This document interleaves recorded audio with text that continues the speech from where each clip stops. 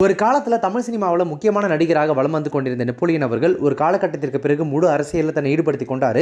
அரசியலில் அடுத்தடுத்து அவர் செயல்பட்டு கொண்டிருக்கும் போதே தன்னுடைய மகன்கள் மற்றும் மனைவியின் விருப்பத்திற்கு ஏற்ப முழு அரசியலையுமே கைவிட்டு அமெரிக்காவில் போயிட்டு கம்ப்ளீட்டாக செட்டில் ஆயிட்டாரு.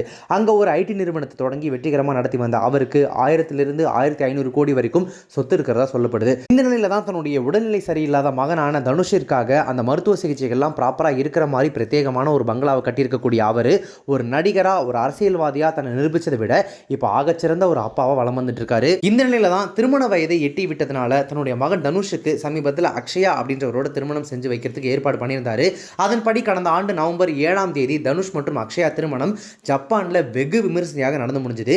இவங்களுடைய திருமணத்தில் கோலிவுட் திரையுலகை சேர்ந்த ஏராளமான பிரபலங்கள் கலந்து கொண்ட நிலையில நெப்போலியன் மகன் தனுஷினுடைய திருமண செலவுக்காக மட்டுமே சுமார் 332 கோடி ரூபாய் வரைக்கும் செலவு பண்ண தகவல்கள் வெளியானது. திருமணத்திற்கு பிறகு தனுஷ் அக்ஷயா ஜோடி இணைந்து சில பேட்டிகள் கொடுத்த நிலையில இப்போது இவங்க 2 பேருக்குமே அமெரிக்க முறைப்படி திருமணம் நடந்து முடிஞ்சிருக்கு. கடந்த ஆண்டு நவம்பர் மாதம் அவங்களுடைய திருமணம் முதல் முறையாக ஜப்பான்ல நடந்த நிலையில இப்போ கிட்டத்தட்ட 7-8 மாதங்கள் கழித்து அவங்களுடைய திருமணம் 2வது முறையாக அமெரிக்க சட்டப்படி நடைபெறுது.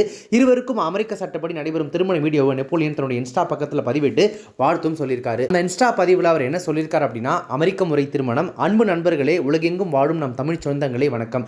உங்கள் அன்போடும் ஆசீர்வாதத்துடனும் அமெரிக்க அரசின் திருமண அனுமதி பெற்று நேஷ்வில்லில் வாழும் நம் தமிழ் சொந்தங்கள் நண்பர்கள் முன்னிலையில் நேஷ்வில் ஸ்ரீ கணேஷ் கோவிலின் மூத்த குருக்களின் வாழ்த்துக்களோடு அமெரிக்க அரசால் அங்கீகரிக்கப்பட்ட அதிகாரியின் தலைமையில் அமெரிக்க முறைப்படி எங்கள் மகன் தனுஷ்கும் மற்றும் அக்ஷயாவிற்கும் திருமணம் இனிதே நடைபெற்றது.